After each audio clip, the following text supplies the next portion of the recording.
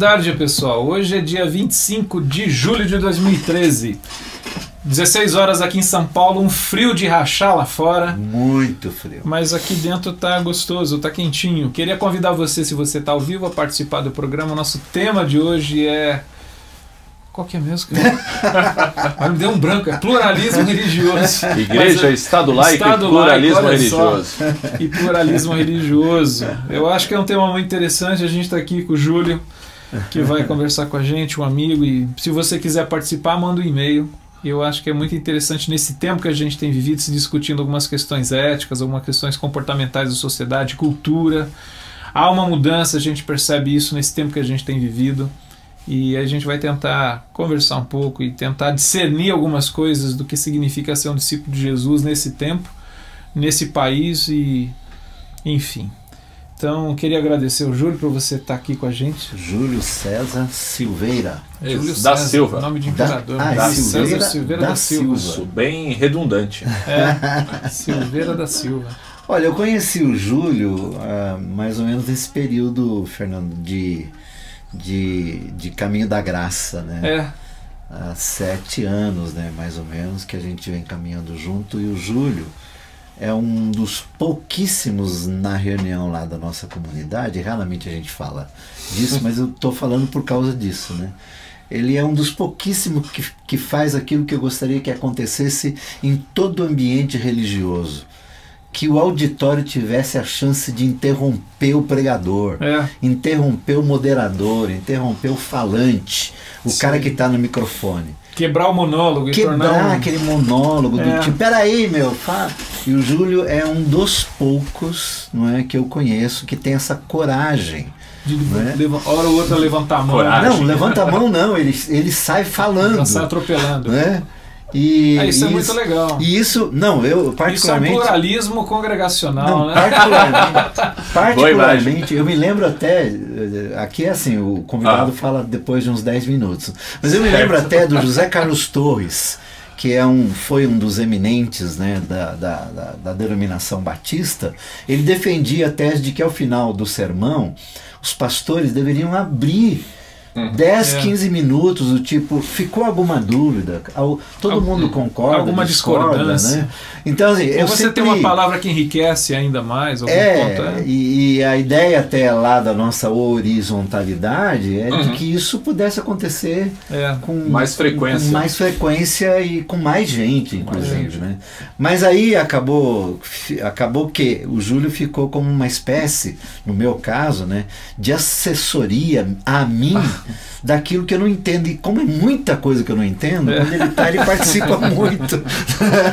Isso é legal. Júlio, bem-vindo. Já faz tempo, né, que a gente comenta sobre você estar aqui. Você tem participado até em outros encontros televisivos, né, para aquilo que é da sua competência, e dizer para aqueles que estão aqui, o Júlio é um moço, é um menino, né, próximo de nós aqui, mas a quem Deus deu uma habilidade, uma competência, uma memória e um modo de interpretar aquilo que sabe e a vida, que faz gosto ouvir. Né? É bom, faz bom ouvi-lo. Por isso que você está aqui, entre outras coisas. Então, bem-vindo, meu caro. Obrigado, queridos Carlos Bregantin e Fernando Oliveira. Eu vi o Carlos Bregantin a primeira vez naquele antigo programa do Carlos Alberto, Meu Ponto de Vista, né? Pois é. Que ele comprava um horário, né, na Rede Gospel, né? É verdade. E eu lembro do Bregantin participando de alguns debates, né? E ele ajudou a quebrar um pouco o preconceito que eu tinha em relação ao meio batista. Porque eu tinha um sentimento assim ambivalente. Por um lado, eu admirava muito o empenho missionário dos batistas, a paixão do serviço. Por outro lado, me causava uma certa assim, aversão, aquele discurso meio que moralista de base do sul dos Estados Unidos, né? Muito calcado na culpa, né? Daí eu vendo um Bregantin, certa vez o Carlos perguntou para ele: Bregantin, você já teve alguma crise ministerial, né, de repensar a sua vocação? Daí o Bregantin falou assim: eu faço isso quase todo dia. E deu risada. Isso é um sinal de humanidade, de reconhecimento, né, de verdade. E daí eu fui conhecê-lo pessoalmente em 2013, uma semana de reflexão teológica da ABU. Ah, é verdade. A qual ele pregou sobre as saudações lá de Romanos 15. Uhum. Que eu acho que é uma das passagens prediletas. Romanos 16. Romanos 16. As relações pessoais de Paulo. Isso, que ele começa a saudar, né, várias pessoas. Chupei o sermão do Caio inteirinho. Não foi chupado, legal. Não, foi estudado, né, aquela coisa. Foi lembro que uma vez eu falei pro Caio, Caio, eu vou pregar umas coisas que eu ouço de você, não tem jeito, né? 2003 aquilo. 2003. Mas olha, vamos falar de... Então tá bom. Só pra gente saber com quem a gente tá. Não, estamos com gente boa aqui. Então, quem tá aqui é gente boa. São mais de... É sempre gente boa e sempre com um caminho feito, né? Então são uns 10 anos aí de caminhado que faz muito bem. Manda brasa, Fernando. Mas eu queria começar com uma pergunta, Júlio, que é a seguinte, né? Que a gente tem vivido um tempo no Brasil em que... Eu falo Brasil porque é o nosso país, a gente está falando de Estado, é o Estado brasileiro. Em que se propõe uma série de questões, por exemplo, questões relacionadas ao aborto, a questão da homossexualidade, questões relacionadas à tributação de igreja, enfim, tem uma série de assuntos em que se discute essa questão do papel da religião, a relação da religião com o Estado e tudo mais, e aí volta e meia a gente vê críticas de ambos os lados, de quem é religioso, de quem não é religioso, dizendo assim, nós vivemos num Estado laico e coisa e tal. O que é? Vamos talvez começar a definir isso, porque eu acho que é interessante para a gente compreender assim, o que é o Estado laico e quais são as implicações desse Estado laico para essa população que é tão diversa nas suas expressões daquilo que ela crê, tanto do ponto de vista religioso quanto ideológico também. Fernando, antes só um parênteses no que você está falando para depois você expor assim, até para que quem vai assistir esse programa daqui a tempos, né, entender e saber que hoje, por exemplo, hoje nós estamos vivendo uma semana em que Francisco, que é o Papa do veio cristão católico, né, do cristianismo, está no Brasil. Né, chefe da Igreja Católica. Numa semana intensa, sobretudo com a juventude. E nós estamos vindo de 1 a 2 meses para cá de manifestações públicas as mais variadas, né, em que houve um engajamento, depois de muitos anos que não havia nesse país, um engajamento da população, e muitos destes temas, né, vieram à tona, enfim, só para deixar aqueles que estão nos vendo hoje, mas que verão esse programa depois, que nós discutimos esse tema nessa semana, né, em que isso tudo está acontecendo e reverberando em todos os níveis. Né? E um abraço para o Leonilson lá de São Luís, que ele já mandou um abraço para a gente. Abraço, Leonilson. Vamos lá. Maravilha. Bom, vou começar com uma definição negativa. O que não é um Estado laico? O Estado laico não é um Estado ateu. Não é um Estado... Não é um Estado ateu. Ateu. Como foi... como ainda é a Coreia do Norte, como foi a China, né, como Cuba também foi durante um bom tempo. Né? Hoje Cuba passou, né, depois da visita do João Paulo II, né, se formalizou como um Estado laico. Então o Estado não é um Estado que prega o ateísmo. Agora, o que seria o Estado laico? Haveria uma moral, uma ética laica? Primeiro, o Estado laico é uma conquista da modernidade, situada aqui no Ocidente, ou seja, não é uma realidade universal.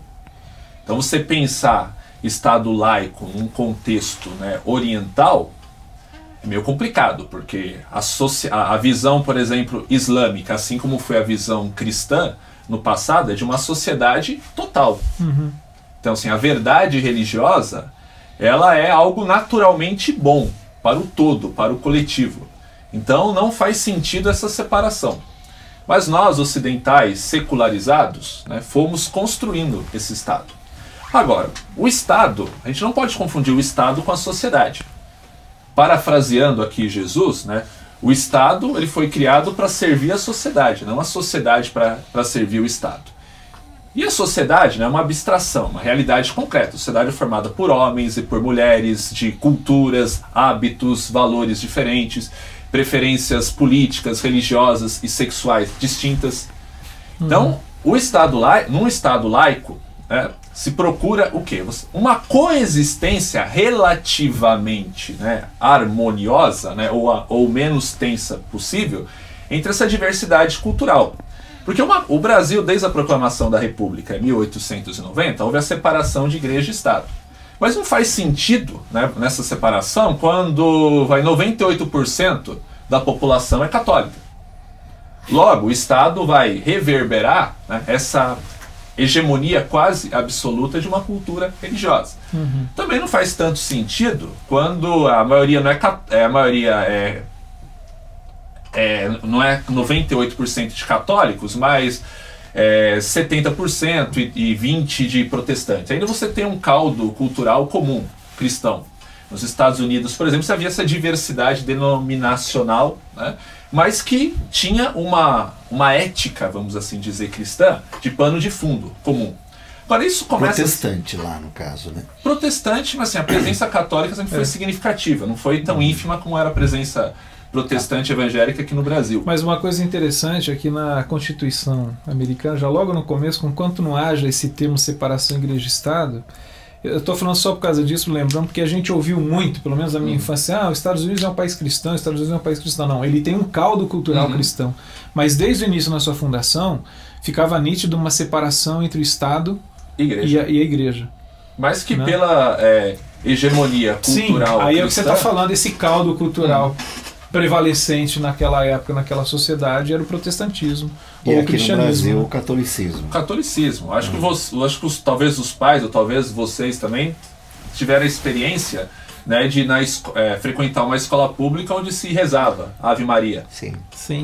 E mais, né, Júlio? Você falou da proclamação. Eu fui levado para tomar hóstia. Eu tinha 7 anos e não sabia o que era aquilo. A diretora da escola onde eu estudava, em Uberaba, ela era irmã do bispo da cidade de Uberaba, alguma coisa assim. E a gente de vez em quando saía, porque a igreja era perto, uma das igrejas lá, a gente saía, cara, eu lembro de vez em quando entrar na fila lá e o padre colocar um biscoitinho na minha boca. E eu comia aquilo, tinha 6, 7 anos, e aí depois que eu fiquei sabendo que era ótimo, mas essa questão, era a diretora da escola que levava. Então, e mais assim, alunos. Até mesmo depois, então, do país se tornar um país laico, que você disse que é a partir da proclamação da República, foi em 1889. 89. Mas mesmo depois disso, por exemplo, em que, vamos pensar aqui na cidade de São Paulo, o estado de São Paulo, em que a população era infinitamente menor do que é hoje, né? E ainda o que nós tínhamos eram pequenos centros urbanos, e o mundo e mesmo o nosso estado era agrícola, né? Mas aí veio, quer dizer, nos 150 anos depois, 200 anos depois, né? Não chega, a formação de novas cidades, de novos bairros, enfim, e mesmo sendo um país laico, o melhor local geográfico era destinado a um templo católico, a uma propriedade que se até porque as cidades começavam no seu centro a partir da construção de uma igreja que seria a catedral da cidade. Mas eu estou falando uma bobagem, quer dizer, mesmo como país laico,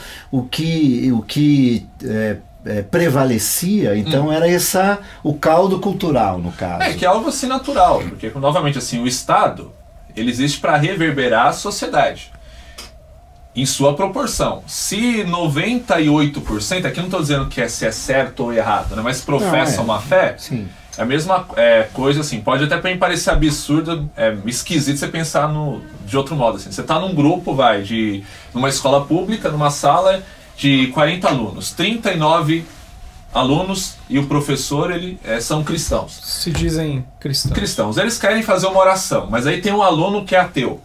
Não. Então, assim, como o Estado é laico, né, então por causa desse aluno, né, a gente vai conter a expressão nossa de fé. Então, agora, isso começa a se tornar problema quando começa a diminuir o número de católicos. Hoje, assim, hoje não se tem 70% de católicos no Brasil. Começa a crescer o número de evangélicos, crescer o número de pessoas sem religião, o número de ateus. as pessoas, de outras religiões. E tem a questão do sincretismo religioso, né, nesse meio todo, que funde uma à outra, né, e a pessoa mesmo quando se diz católica, ou até agora já acontece isso quando se diz evangélica, não impede que ela transite por outros cultos, né, e sofra as influências, inclusive. Agora uma coisa que é interessante, pensando assim, falando no Estado laico, que é essa questão que é um Estado que faz uma separação entre o que é o Estado e o que é a expressão religiosa, seja qual for, ao mesmo tempo em que esse Estado, e no caso do Brasil isso fica muito claro na Constituição, ele garante a expressão e a vivência da fé religiosa, né, qualquer que seja. Por outro lado, eu fico pensando assim, há estados que são estados em que há uma religião oficial. Entretanto, ele permite ainda assim um pluralismo religioso. Por exemplo, na Inglaterra, o anglicanismo é a religião oficial na Inglaterra. A Escócia é presbiteriana. A Dinamarca é protestante. Eu não lembro qual segmento do protestantismo. A Dinamarca, a Noruega, são países que assumem Alemanha, que há uma religião oficial. A Alemanha cobra o dízimo no contra-cheque. No contra-cheque. Mas ao mesmo tempo são países e são estados em que há um pluralismo religioso. É interessante isso. Quer dizer, o fato... A liberdade de expressão garante, né? No caso da Europa, né, o que aconteceu? Foi uma secularização da fé cristã. Você pega os valores da modernidade e são, na verdade, racionalizações de valores que têm origem no cristianismo. A questão da liberdade de consciência, né? O respeito ao outro, a diferença, a dignidade humana. Isso é um conceito que você, em última instância, você se reporta, né, a uma tradição religiosa. A inviolabilidade da vida, enfim. No caso do cristianismo, ele nasce num contexto de pluralismo religioso. O Império Romano era um mercado diversificado e aquecido de religiões. Tem duas perguntas aqui, tá? De meio interessantes, mas... Os romanos, eles eram bastante tolerantes à diversidade. Até numa forma também de controlar, né? Uma forma assim de escoar a atenção. Eles cooptavam também, né? As lideranças. De alienação. Tinha os conchavos lá. Sim, você tinha uma religião oficial, civil, né? De culto ao Império, mas que não impedia, né, as pessoas de terem uma religião, né, no caso da Judéia, né? Sim, no caso assim, inclusive assim, os judeus, né, no governo de Herodes o Grande, eles tinham até alguns privilégios. Por exemplo, eles ficaram desobrigados de oferecer um sacrifício ao imperador. Como eles eram pessoas bem prósperas, né, contribuíam, né, por exemplo, com a seguridade social, eles eram modelos assim de centros comunitários, né, fundos de solidariedade, destaque no comércio, nas artes, né? Então Herodes isentou, inclusive até patrocinou a construção do templo, né, que depois foi destruído no ano 70, né? Mas a troca que eles fizeram foi, né, ao invés de eles sacrificarem o imperador, eles ofereciam um sacrifício a Yahvé em nome do imperador. O problema é que os cristãos, se eles se submetessem como outras religiões, né, ok, nós cultuamos, mas reconhecemos também a divindade do imperador, a religião civil, eles não teriam problemas com os romanos. O problema foi, não, a nossa lealdade absoluta é a Cristo. E daí pega, porque daí você provoca o quê? Se é uma ameaça à estabilidade social, a coesão. Ok, você pode ter Cristo, mas desde que você considere também a figura do imperador, o César. Então assim, o cristianismo helênico, ele nasce num contexto plural. Então o pluralismo religioso não é um fenômeno dos nossos dias. Agora, é interessante que você está falando da questão do imperador e dessa liberdade que havia, porque assim, há um outro elemento que dependia muito de cada imperador, né? Quer dizer, nos 300 anos de igreja, aproximadamente 300 anos da história da igreja até chegar a Constantino, você tem momentos em que você tem uma tolerância do imperador em relação àqueles chamados cristãos, havia uma intolerância e havia uma perseguição, às vezes, assim, ferrada do imperador em relação aos cristãos. Né? Aí depende muito da maneira como que das conveniências. Exatamente, né? como que o imperador lidava com essas questões todas. Nero, Calígula, Domiciano foram os mais implacáveis. Deixa eu fazer uma pergunta que mandou aqui o Guido de São Paulo. Grande Guido. Ele está fazendo uma pergunta que é interessante, que tem a ver com o Estado. Né? Que ele está dizendo assim, dá para ser considerado Estado laico tendo como aliada partidária uma bancada evangélica, por exemplo, ou católica? Eu acho que é uma coisa interessante que aí faz parte do jogo político partidário que existe no país, né? Quer dizer, isso não impede que haja da sociedade, né? É representação da sociedade. Porque a gente poderia inverter a pergunta, por exemplo. A questão, só para complicar um pouco mais, a questão é quando a bancada evangélica insiste para que se tire o crucifixo das repartições. Das repartições, ou das paredes, etc. Quer dizer, quando entram essas pequenas. Então, essa é uma pergunta interessante. Num Estado laico, faz sentido, por exemplo, uma Assembleia Legislativa em São Paulo ter um crucifixo na parede? Em tese, não.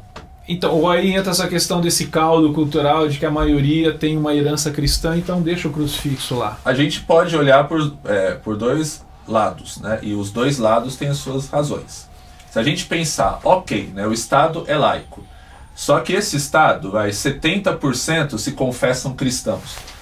Então esses 70%, né, devem ser ignorados, eles devem se silenciar, eles não devem se expressar no espaço público.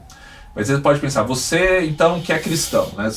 Você também não se incomodaria, por exemplo, se tivesse uma repartição pública, se colocasse ali um ícone, né, de um orixá, um ícone de um guia. Porque você pode pensar, como o Estado é laico, vamos permitir que o espaço público, né, contemple a diversidade religiosa. O que, de certa forma, hoje contempla. Qualquer religião pode ocupar, né, um espaço público, né, pode alugar um estádio público, pode fazer uma reunião numa Assembleia Legislativa, né? E usar os seus símbolos. Fazer os seus cultos. Né? Os seus cultos. Né? Agora, aqueles que defendem o crucifixo vão apelar ao quê? Nós temos o quê? Uma tradição cultural, né, que precede, né, de certa forma, esse modelo de Estado. Então, nós chegamos até hoje devido assim, a essa tradição, vamos dizer, os defensores. A democracia, né, vão associar, né, é uma conquista do cristianismo. De um cristianismo desenvolvido, de um cristianismo evoluído, seja lá o que for. Né. Agora, é um desafio, porque à medida que um grupo ele vai crescendo, né, e exercendo o poder cultural, né, se traduz em poder político, qual é o risco, né? Que esse crescimento continue, porque uma coisa é eu ser 30% numa sociedade, outra coisa é eu me tornar 50%, 70%. Uma coisa é eu ser uma maioria, outra coisa é eu ser uma grande maioria. Né? E a história está repleta, está farta, né, que sempre que um grupo religioso ou político se tornou uma grande hegemonia, os outros grupos passaram o quê? A ser tratados como pária. Então nós temos aí no caso assim, da Inquisição Católica, né? Heterodoxos, hereges, né, e todos aqueles, né, que se opunham, se insubordinavam, né, iam para a fogueira, eram banidos, eram perseguidos pela religião oficial. Ok, veio a reforma protestante e se instalou aqui a liberdade de consciência, a diversidade. Não, Lutero num primeiro momento até defendeu isso, mas assim, quando ele passou a ser pressionado pelos príncipes, nós temos uma religião oficial, ou seja, quem contestar esse poder, como nós temos a verdade, a interpretação correta, logo nós sabemos aquilo que é naturalmente bom, né? Para o todo, para o coletivo. Se a gente permitir a divergência na heresia, a gente vai estar instalando o quê? Um vírus, né, que inoculado na sociedade vai gerar um adoecimento. Calvino foi diferente? Também de forma nenhuma. Calvino dizia que a gente devia esquecer a humanidade quando estava em jogo a glória de Deus. Glória de Deus entendido o quê? Como a doutrina de Calvino. Diz assim, primeiro passo, é excomungado. Agora, se a pessoa ela insistir em permanecer na cidade, daí ela tem que ser executada. Temos o caso de Miguel de Serveto, por exemplo. Ele já alertou, nem apareça por aqui, porque senão se eu tenho algum poder, alguma autoridade, esse cara não sai com vida.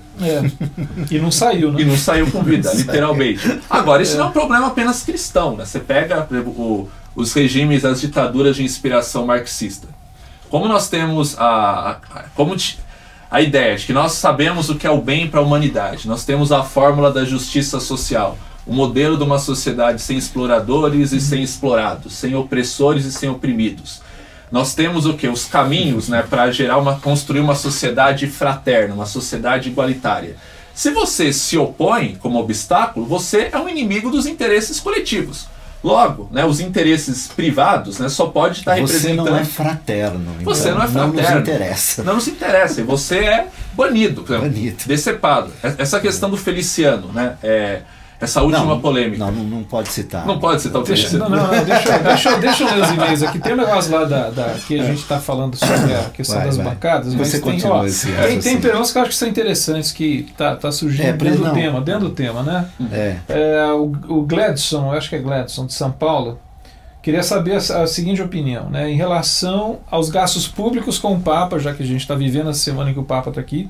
Houve até uma declaração de certo líder evangélico sobre se fazer manifestações sobre isso, uma braga obrigada. Então essa questão assim, o Estado está gastando dinheiro com a vinda do Papa, é uma questão. Deixa eu pegar uma outra aqui, do Ailton, lá de Tororó, na Bahia. Como discutir os assuntos como, por exemplo, homossexualidade de forma laica? O discurso evangélico a respeito desses problemas é laico ou não? E o Leonilson de São Luís. Essa movimentação de grupos populares em prol do Estado ateu, não laico, se dá pela intolerância de grupos religiosos, como os evangélicos, ou a gente poderia enxergar aí uma contracultura ao espiritual? Vamos começar com essa questão do Papa aí, vamos ver. O que vocês pensam sobre essa questão? O Estado brasileiro gastou uma soma considerável de recursos. Com quanto que eu acho isso que no orçamento do país é uma gota d'água, mas enfim, gastou. Mas você colhe impostos também, né? Com a presença dos turistas, do consumo, geração de emprego. Então, como que eu tenho uma leitura particular em relação a isso, mas eu penso, o que vocês pensam sobre isso? Já que sim, o Estado é laico, mas gasta recursos com a vinda do Papa, que é o chefe de um segmento religioso. Pega? Não, como eu disse, assim, ok, o Estado ele gasta, mas ele vai receber, ele recebe também, né? O aumento no consumo, principalmente no Rio de Janeiro, né? A entrada de dólares estrangeiros, ou seja, isso, a geração de empregos diretos e indiretos. Há um retorno. A própria visibilidade que se tem pelo mundo afora. Isso, né? Eu poderia comparar isso, por exemplo, as prefeituras gastam um recurso considerável com o carnaval. Elas gastam recurso, a Prefeitura de São Paulo gasta um recurso considerável com a corrida de Fórmula 1. Que me parece que são pouquíssimos da classe A e B que vão assistir. Porque os ingressos são caríssimos. Quer dizer, de um lado existe essa questão do Estado laico, mas de certa maneira existe o fato de que há um evento que mobiliza a sociedade. Inclusive quem não é católico. Inclusive quem não é católico. A segunda coisa que entra, eu acho que essa questão do percentual de católicos que existe no país e de que, afinal de contas, esse homem que veio, Francisco, além de ser chefe de uma igreja, ele é chefe de um Estado. Particularmente, porque o que eu fui questionar tempos atrás, esses dias, se viesse o fulano de tal, que é um líder da igreja protestante ou evangélica de tal país, ele não seria recebido assim. Bom, eu penso... depende da popularidade. Exato, me lembro que eu fui ver Billy Graham em 1974, no Maracanã, com 200 mil pessoas, e a cidade do Rio de Janeiro... A prefeitura teve que se mobilizar para receber. Ela estava adaptada para receber justamente milhares de fiéis do Brasil inteiro que rumaram para lá em 1974, em pleno período... Você não tinha 10% de evangélicos ali. Exato, e era um período ainda tido como ditatorial, né? De ditadura militar, etc. Então, assim, eu particularmente acho que quando nós entramos nessa discussão, acho que é um purismo desnecessário, não é? Porque a minha questão é quando se está burlando as nossas instituições, sobretudo a nossa Constituição, no que diz respeito a ir além daquilo que se deve ir. E aí eu diria assim que nós temos muito mais problemas internos nesse sentido. Aliás, eles estão aí nas manchetes e fazem parte inclusive das reivindicações nas manifestações populares, de que nós temos que ter muito cuidado com o cofre público, né, com o que é de dinheiro público, com gastos que são, sim, absolutamente irrelevantes. Tipo um ministro aproveitar uma carona no avião da FAB para ir ver um jogo de futebol. Percebe? Comparar isso com os gastos que estão sendo feitos para que este homem, líder religioso, mas também representante de um Estado e que tem a ver com cerca do que? De 3 bilhões de pessoas no universo ou mais, e que tem a ver com a segurança dele, que pode trazer para o país que o recebe graves problemas se isso não for cuidado, eu não vejo o menor problema. O Dani fez uma provocação agora aí no TP dizendo o seguinte, mas o Billy Graham foi recebido pelo presidente.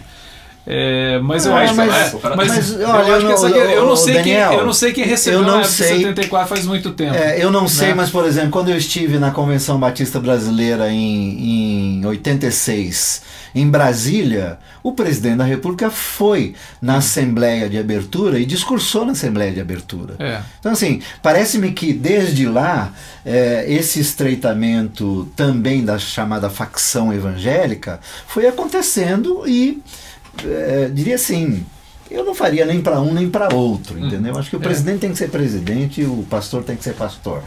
E uma vez que ele se propõe, ela, né, no caso, se propõe a receber o Papa, ela também não pode se abster de receber outras lideranças. O Dalai Lama, por exemplo. O Dalai Lama, por exemplo. Exato. Que também representa uma parcela da sociedade. Eu acho que receberia.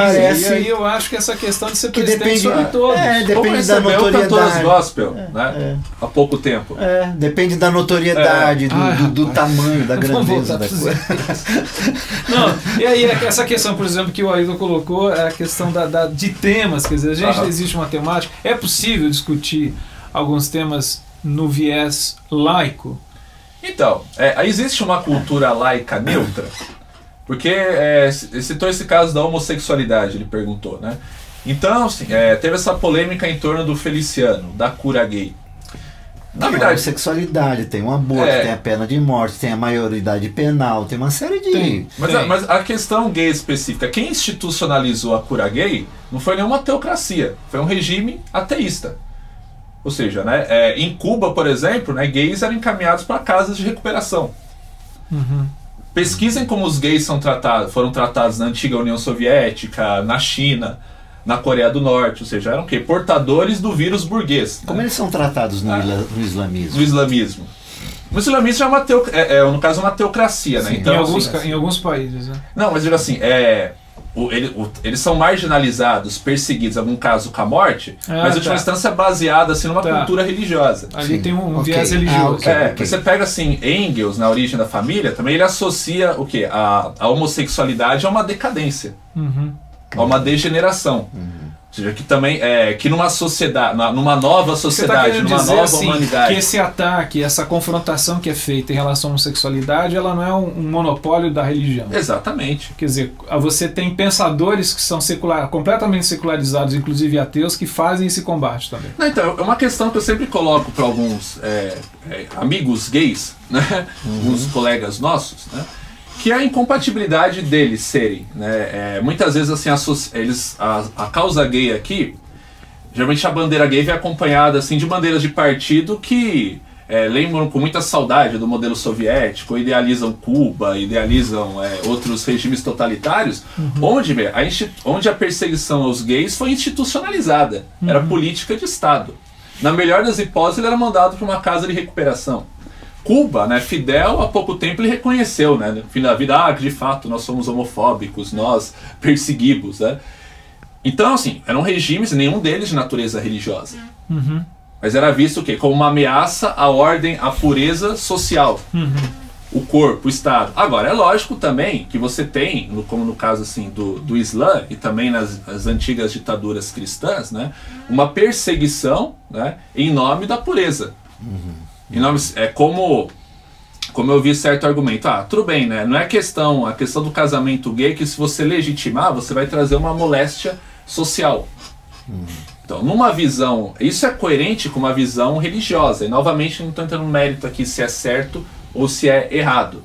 Logicamente que eu não concordo, mas assim, faz sentido. Assim, é a questão, né? Eu não sou contra os gays, eu sou a favor da heteronormatividade, é que nem o fundamentalista. Eu não sou contra o feminismo, eu sou a favor da mulher feliz no lar. Então assim, o que eu proponho é o que é melhor para você. Você não entende, mas eu sei o que é a verdade.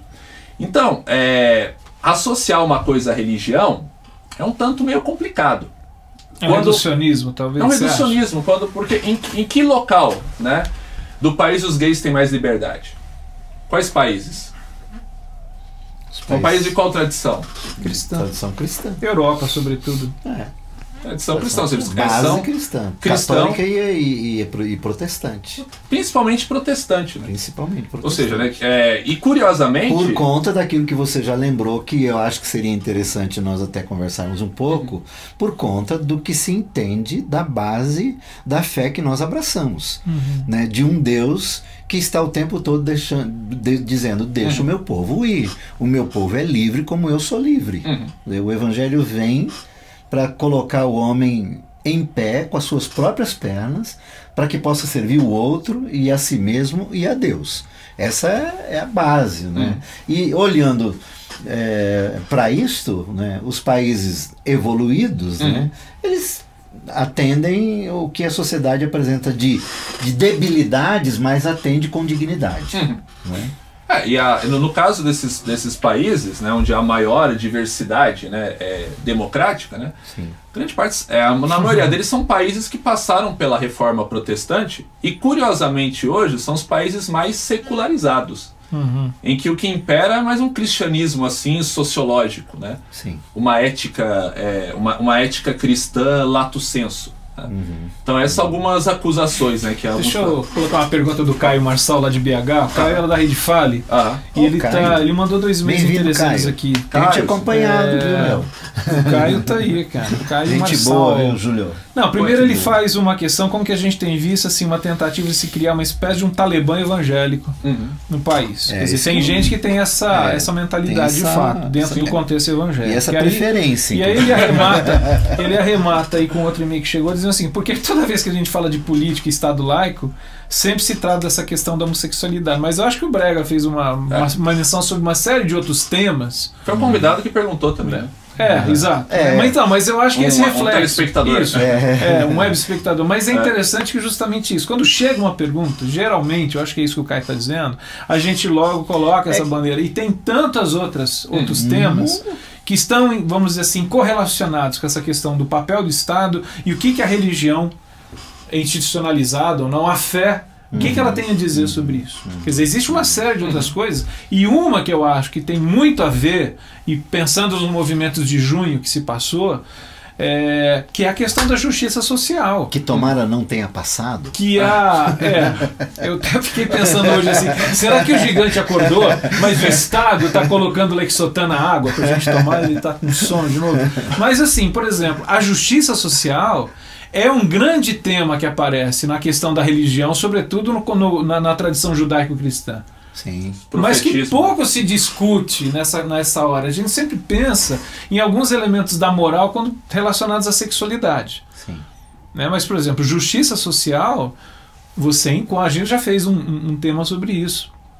E que a voz da religião, que é uma das vozes numa sociedade, ela tem algo a dizer. E a sociedade também tem uma tendência de... Júlio, não sei se você concorda. Né? Anderson Norato, bem-vindo, Maringá. Chegou. Também caminhou com a gente, né? O Anderson caminhou com a gente. Ele fez uma pergunta aqui do dinheiro do Papa, mas a gente volta aí depois ficar já conversamos sobre isso. Mas assim, a sociedade, ou o extrato da sociedade, ou os segmentos que representam a sociedade, tendem também a eleger alguns temas, não é? E trazê-los sempre à tona, assim, meio que... Às vezes eu acho que é uma necessidade de aplacar a si mesmo em relação a tantos outros males. Ele lidar com os próprios demônios, né? Tidos como menores, entendeu? Mas tá vendo? Parece-me que isso é uma coisa até nossa, individual, edêmica, né? Do Éden, né? De jogar para outro, né? Terceirizar. Não é? E aí traz sempre temas que estão, óbvio, né, mais na notoriedade das discussões, ou até dos que discutem, né? Quer dizer, o tamanho das pessoas que discutem isso, né? Quando você vai descer na base, né, da nossa sociedade, e você vê gente morando literalmente no lixo, Gente morando em barranca de rio, gente morando em buraco debaixo do Anhangabaú, do túnel do Anhangabaú, quer dizer, essa coisa assim, tipo, isso não causa esses mesmos pluridos, né, que causam naqueles que gostam de trazer esses temas para cima. Então, assim, para mim eu discutiria esse e estes aqui também no mesmo... É que para esses Agora, que fazem essa seletividade, tudo isso, né, o problema social, a miséria, a violência, tem uma única causa, que é a degeneração moral. Então, o contra-argumento é o seguinte: não adianta você investir em escola, educação, reforma agrária, justiça social, porque o problema base é a questão moral, né? Ou seja, se você investir, massificar, né, na conversão dessas pessoas, todos os outros problemas automaticamente desaparecerão. É uma lógica.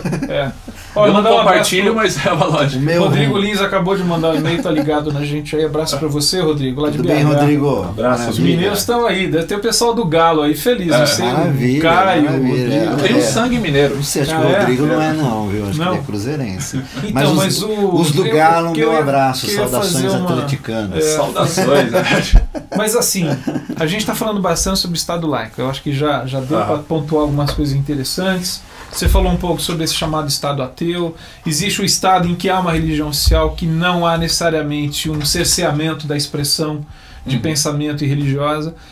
Mas uma outra parte da nossa temática é pluralismo religioso. Quer dizer, como que a gente... E aí vamos pensar assim, a igreja cristã, nas suas diversas manifestações no Brasil, você tem desde a mais fundamentalista, uma outra, enfim, não dá para falar hoje numa igreja, você tem diversas igrejas espalhadas, em termos de pensar e de expressar a sua fé. Como que essa igreja, Júlio, na sua maneira de ver, pode caminhar nessa sociedade tendo cada vez mais em mente essa ideia assim, de que os tempos são outros, a realidade mudou, a sociedade mudou, ela não é mais tão homogênea, existe uma diversidade de pensamento, sobretudo uma diversidade religiosa, então a gente fala de pluralismo religioso. Quais são alguns caminhos? O pluralismo, ele é tolerado, mas ele não é aceito. Porque assim, a religião, ela aprende a ser tolerante quando ela vê que não tem condição de, por meio da força, se impor. Isso não é apenas a religião, qualquer sistema, né? Qualquer pensamento político, né? Ok, a gente convive com a democracia até a gente criar uma boa condição de se impor e se totalizar, né? Totalizar. Né? Então é uma questão também da religião. Assim. Hoje, assim, eu estava vendo uma reportagem daquela manifestação que teve em Brasília, né? E daí o Silas Malafaia, ele disse assim, não, que nós queremos uma sociedade em que vocês tenham inclusive o direito de nos criticar, de nos atacar, né? Novamente a pergunta, olha, você pode falar isso quando você representa 20%. Será que será o mesmo discurso quando você representar 60%, 70%, 80%? É a mesma coisa, um tempo atrás, né, nenhum presidente estaria preocupado em agradar o extrato evangélico, que era minúsculo, né? Então, assim, os grupos, assim, que às vezes buscavam diálogo, né, das igrejas mais conservadoras, né, não causavam tanto incômodo, né? Não perturbavam tanto a ordem no sentido de imposição, né, de um valor, né, ao nível coletivo, né? Mas um tempo atrás, ninguém ia buscar falar com o Silas Malafaia, com o Marcos Feliciano. Com as cantoras. Com as cantoras. Mas hoje eles representam um dos segmentos religiosos que mais cresce. E se esse grupo for desprezado, isso pode trazer problemas na próxima eleição. Então é um poder cultural. Novamente, goste-se ou não, é um poder cultural que representa uma ampla parcela da sociedade. Mas eu gostei disso que você falou no começo, quer dizer que o pluralismo religioso ele é tolerado. Tolerado, como o pluralismo político também. Tá. Agora, sempre... Mas ele é tolerado, mas não obstante, eu diria assim, o pluralismo não é um bem à sociedade em geral. Eu entendo que seja o bem. Eu entendo assim que... Acho que você está querendo dizer assim, é um bem enquanto você é uma minoria. Exatamente. A partir do momento que a gente, ou que alguém se torna maioria, dane-se o pluralismo. Né? Aqui agora é da minha cor, do meu jeito, da minha música, né? Quer dizer, era uma acusação. Agora é azul, então agora todo mundo tem que pôr azul. Era uma acusação mútua que católicos, luteranos e calvinistas faziam assim nas décadas que se seguiram a reforma, né? que o grupo pedia assim, tolerância, né, quando era minoria, né? Quando não tinha uma posição hegemônica. Junto ao rei. Junto ao rei, mas assim, os anabatistas lembram bem, né, como eles foram tratados por Lutero. Né? E o próprio Lutero, no final da vida, falou assim, nossa, olha a porteira que eu abri, né? Olha o que eu deflagrei. Porque se criou-se uma multiplicidade, né, de religiões, de facção cristã, cada um arvorando ter a verdade. Exceto e ele não fazia ideia do que viria. Não fazia ideia. A Polônia foi um caso à parte, né? O pacto lá de Varsóvia, né, instituiu o quê? A convivência, né, entre essas diferenças, esses diferentes grupos cristãos. Mas aí a geração seguinte já foi atingida pela Contra-Reforma, daí o catolicismo se institucionalizou novamente na Polônia. Mas pelo menos, né, vamos pensar, o pluralismo religioso, a gente deve invocá-lo, o Estado laico, né, e a coexistência, né, de várias religiões. E aí não se trata de dizer, não, que todas as religiões são boas, todas as religiões são verdadeiras, mas principalmente uma questão de segurança, uma questão de ordem pública. O Estado tem que garantir. O Estado tem que garantir. Há o Estado laico, a partir da pluralidade, ele regula muita coisa, né? Regula, né? Tem, quer dizer, marcos regulatórios, né? Estabelece fronteiras, né? De convivência, né? Agora, isso precisa ser sempre vigiado, fiscalizado, porque assim, é uma tentação, né? Um grupo que está crescendo culturalmente querer ter mais poder na política. Aí eu acho que entra aquela relação incestuosa de política e religião, que é sempre historicamente uma coisa muito desde o Velho complicada. Testamento. Agora, se você bane também, você Tem corre uma o risco. legal aqui. Corre o risco, né? Por exemplo, ok, né, a religião está limitada à esfera privada. E daí quais valores serão institucionalizados? É que nem a questão, por exemplo, de educação sexual nas escolas. Educação sexual, ela não é meramente assim uma educação biológica. Ela envolve toda uma gama de valores. Sim. E quando o Estado se presta, né, a educar sexualmente nossas que valores eles estão transmitindo? É justo, em nome do Estado laico também, eles propagar um valor, né, que agride, né, entra em atrito com os valores de uma grande parte da sociedade? É uma boa pergunta. Quem sabe uma próxima Não, acho que isso é uma discussão perene entre nós, né? Porque todos buscamos um Estado livre ou com direitos plenos, né? Todos buscamos isso. Não obstante, esse Estado com direitos plenos implicaria em vigilâncias. Mas o problema é que eu acho assim, que boa parte não, mas alguns dos direitos, daquilo que a gente chama de direito, caras, eles são conflitantes, né? Numa sociedade tão plural. Sim. Então, assim, aquilo que, vamos dizer assim, eu chamo de direito, você, usando só um exemplo, você chamaria de que isso é um abuso. Aí eu acho que é onde entra a crise e a dificuldade do Estado fazer essa regulação. E aí que eu vou dizer assim, entra elementos políticos, porque o Estado ele é governado por um grupo que está no governo. E esse governo, ele observa na sociedade o que pode lhe dar melhor rentabilidade eleitoral e política. E aí, se é determinado grupo religioso, ele vai atender mais a determinado grupo religioso e seus valores. Não por uma questão de consciência, mas por uma questão de precisamos garantir um eleitorado. E ele está sempre pensando nas próximas eleições. A última eleição presidencial, né? Até eu vi assim, um amigo do Serra, né, dizendo que, olha, eu sou amigo do Serra há tantos anos, só agora eu descobri o quanto ele é católico, fervoroso.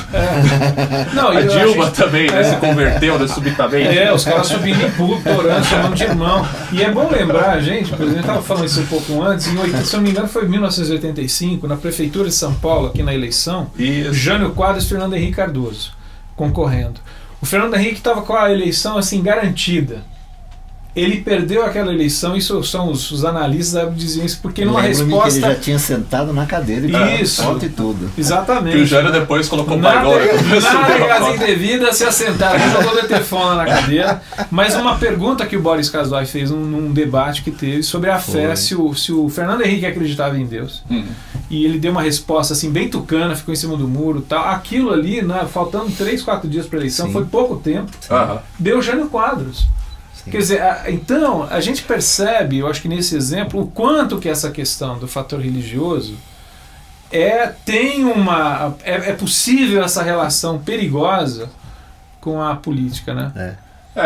Deixa eu ler uma pergunta do Lucas, que está aqui do outro lado daquela porta. Lucas Choi mandou uma pergunta interessante. Estudante de cursinho, se preparando aí para prestar medicina. Tomara você passe, Lucas. Tomara.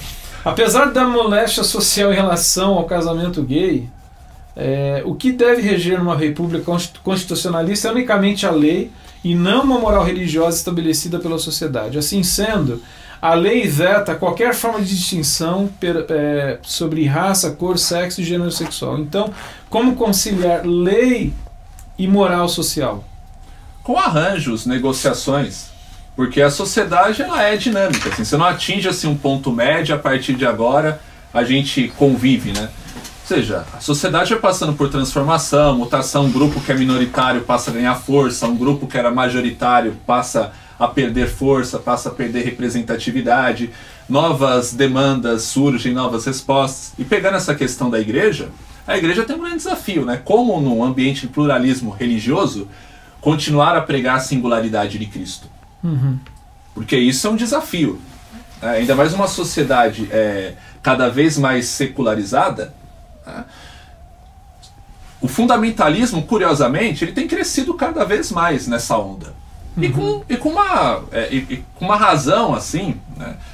Bem, discurso bem simples, compreensível, né? porque à medida, né, que a secularização ela relativiza tudo, né, promove essa dissolução, essa a dissolução do sagrado, a sua identidade começa a ficar ameaçada, seu senso de pertencimento. E o fundamentalismo oferece assim, um discurso pronto, um discurso objetivo. Ou seja, até porque, se todos os caminhos, né, todas as fés são válidas, por que eu vou ser cristão? Se ser cristão é tão legal quanto ser budista, quanto ser muçulmano, ser da Hare Krishna, por que, né, eu ser cristão? E por que essa pregação? Não é uma intolerante essa pregação de que Jesus é o único salvador, é o único caminho? Então esse é um desafio, porque a sociedade secularizada cada vez menos tolera.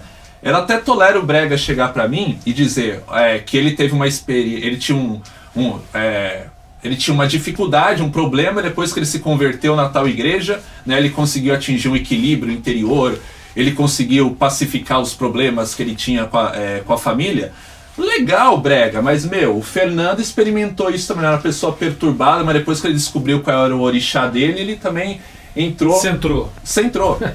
Então hoje a sociedade ela não tolera o discurso, a sociedade, ou melhor, né, essa ética secular, essa cultura secular não tolera o discurso de que você precisa se converter a Cristo. E quando a igreja também, né, ela tenta se ajustar, ela tenta se amoldar a isso, né, reduzindo a fé cristã ao sumo ético, né, ou seja, a princípios como solidariedade, fraternidade, justiça social, logo também nós vamos chegar à conclusão de que Cristo ele é dispensável, ele é prescindível. Ele pode ser uma figura assim encantadora, um guru, mas enfim, eu não preciso dele para ser salvo. Isso não aconteceu de certa forma em uma parcela considerável da Europa? Sim. Que tem esse pano de fundo cristão protestante? Aqui em São Paulo mesmo. Eles perguntam para que é que eu preciso de Deus. Né? Eu conversando há pouco com uma menina... O Estado me dá tudo. Que frequentou uma igreja que ela nasceu pentecostal e cada vez mais ela tem adotado uma teologia secularizada. É assim que grande parte dos jovens amigos dela hoje são agnósticos, ateus. Porque é esse pulo, você vai desmistificando, você vai dessacralizando, você vai horizontalizando a mensagem de Cristo. Então por que eu vou ser cristão? Você vai secularizando, né? Acho que nesse sentido... Então, mas aí não é um problema do Estado laico ou do Estado... Não, aí já é um desafio da igreja em relação ao pluralismo religioso. No que diz respeito àquilo que a gente até conversou no último café, né? Desafio da que fé... evangelizar e o que é ser evangelizado, e eu incluiria assim, essa discussão toda, ela ganhou e ganhará ainda mais densidade e intensidade à medida que nós incluamos a questão da comunicação. Boa parte das nossas discussões aqui foram lá, vamos dizer assim, no que diz respeito ao século passado, que as notícias para chegarem da Europa para os Estados Unidos, dos Estados Unidos para a América, ou aqui para a América do Sul, levavam semanas, meses e anos, não é? E hoje, a cada dia ou a cada minuto que você vai clicando, né, as páginas do seu computador, você vai sendo informado e sendo comunicado de milhões de percepções do mundo todo, que dificulta ainda mais quando você diz em resposta ao Lucas, assim, dificultando ainda mais os acordos, né? Porque cada vez mais gente para chamar para acordo. Opiniões fragmentadas, né? Hoje na aula de manhã, comecei uma turma de filosofia da religião, né? Então eu falei, ok, a gente pregar a singularidade de Cristo. Isso eu também prego, isso eu também acredito. Agora, você pregar a singularidade de Cristo, né, não significa que você, né, não reconheça o direito de uma pessoa que não crê. Dessa pessoa existir, dessa pessoa se manifestar. Sim, sim. Porque uma coisa é você pregar, né, que Cristo é o único caminho. Outra coisa é sim você pregar que Cristo é o único caminho e não há nenhuma possibilidade de você não percorrer esse caminho aqui nessa terra. Então, o que às vezes assim me amedronta, principalmente quando eu vou... Eu até parei de fazer isso porque faz mal à saúde. Às vezes você vai pesquisar nesses sites gospel de notícia, e aí você começa a ver os comentários, aquilo lá faz mal, né? Porque é um espírito bélico. Eu fico pensando, se esse nós pessoal... não recomendamos isso. Fico pensando, se esse pessoal, um dia, né, assumir o poder...